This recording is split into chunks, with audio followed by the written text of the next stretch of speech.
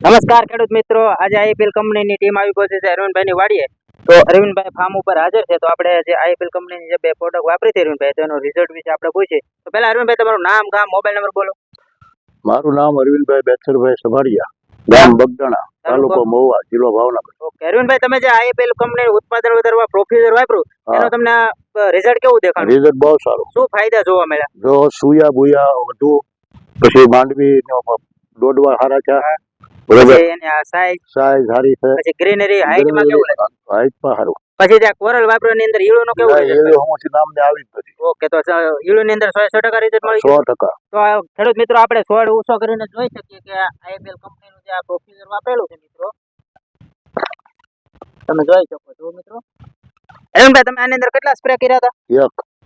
ખેડૂત મિત્રો, તમે જુઓ, અરવિંદભાઈ પોતાની મગફળીની અંદર આઈપીએલ કંપનીનું જે આ પ્રોફ્યુઝર છે અને એક સ્પ્રે કર્યો હતો. આની અંદર જુઓ તમે, સિંગુ, હુયા ઉતરવાની સંખ્યા, હાઈટ, ગ્રીનરી. અરવિંદભાઈ, તમે આ કેટલા વીઘાની સિંગની અંદર સ્પ્રે કર્યો? 30 વીઘાને.